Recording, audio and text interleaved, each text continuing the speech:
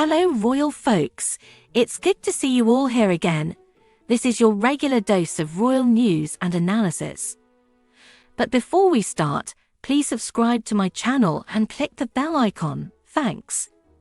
About a year after Prince William and Princess Catherine started explaining to Prince George that he would one day be the King of the United Kingdom, they started to introduce him to public life.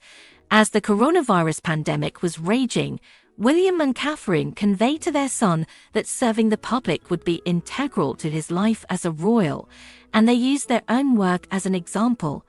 Prompting George to take up a course of his own, his parents saw just how interested he became in environmental issues. George was annoyed by the fact they went out litter picking one day, and then the very next day they did the same route, same time, and pretty much all the same litter they picked up back again. William told the BBC, via the Evening Standard, after George spent an afternoon cleaning up discarded trash on the grounds. Perhaps he'll follow in his father's footsteps and take on the earthshot efforts when he's older. By July 2021, George was once again out and about, this time joining his parents for the European Championship at Wembley Stadium, matching his dad in his attire, a navy suit that complemented his father's, all the way down to the tie. George was fully on display for the public, supporting England in the stands. We're going to get into the weeds of the monarchy and just how power transfers from one ruler to the next. Queen Elizabeth II became queen when she was just 25 years old, following the death of her father, King George VI. George, meanwhile, became king when his eldest brother, King Edward VIII, controversially abdicated the throne. All of this is to say that there isn't only one way for a royal to find themselves crowned the monarch of the United Kingdom, though it's likely that after King Charles III's reign, Prince William will take the crown, followed by Prince George.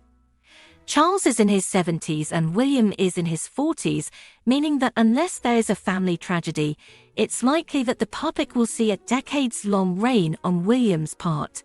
However, if for some reason the monarchy fell in the lap of George early in life, there are some age limitations to be considered. George can technically go from prince to king no matter his age, even if he is not yet a legal adult. Though he could ceremonially be considered monarch, George would have to rely on a regency until he reached the age of 18. A regency is essentially when another member of the royal family steps in to take on the responsibilities of the crown, after which George would take on the role completely. So this begs the question as to who would step in if Prince George became king ahead of his 18th birthday. Though the likelihood is low, stranger things have happened. A regent is someone close to the monarch that is a family member and in line to the crown themselves. Bridgerton fans will recognize that King George III, who was married to Queen Charlotte, was served by a regent, his son, when he was deemed mentally unfit. His son, King George IV, assumed the throne 9 years after he became regent. With this in mind, it might come as a bit of a shock to learn that if for some reason Prince William died while on the throne while his son George is still underage, leading to the establishment of a regency, the role would fall to Prince Harry via University College London.